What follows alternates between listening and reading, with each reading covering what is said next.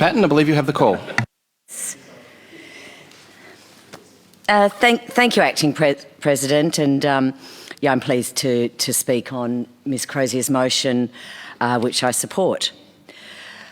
Look, but I think it's really important to consider what we are doing talking about mental health. And in some ways, the commentary around mental health has been almost more damaging than the pandemic. We've been using it, there's been sound bites, there's been misrepresentation of the statistics, and they just, quite often we are frightening the same young people that we are here to protect.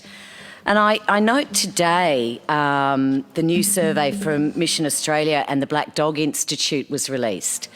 And this is a survey that's been running for a number of years, in fact, actually close on a decade.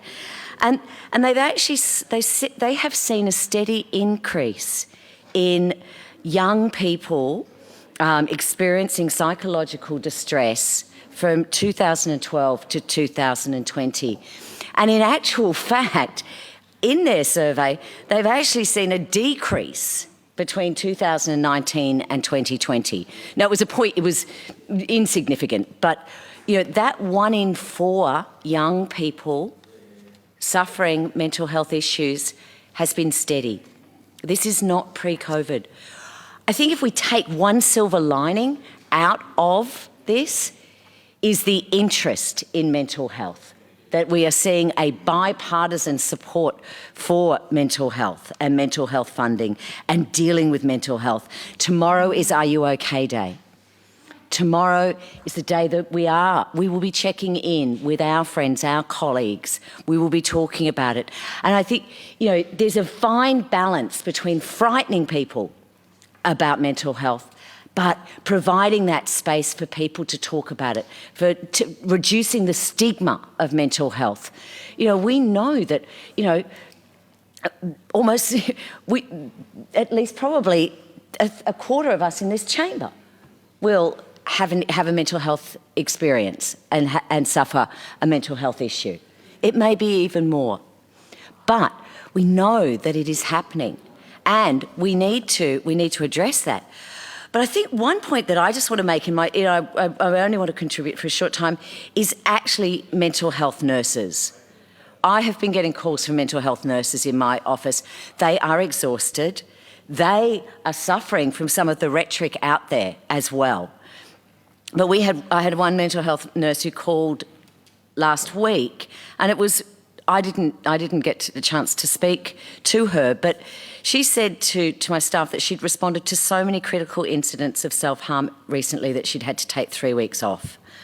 The psychological stress that these frontline workers are facing is immense.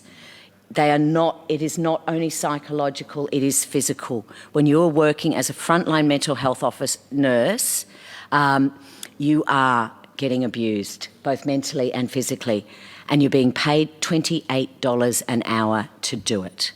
$28 an hour to be a trained mental health nurse. If we are so concerned about mental health, then we should be paying our nurses significantly more. In fact, a mental health nurse on average earns $10,000 less than her colleague who is a social worker. Why would anyone want to join the mental health workforce? To be paid poorly, to be abused, and right now to be hearing that what we're doing is not working, that what they're doing is not working.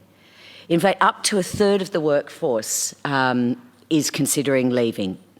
They just can't cope. They can't cope.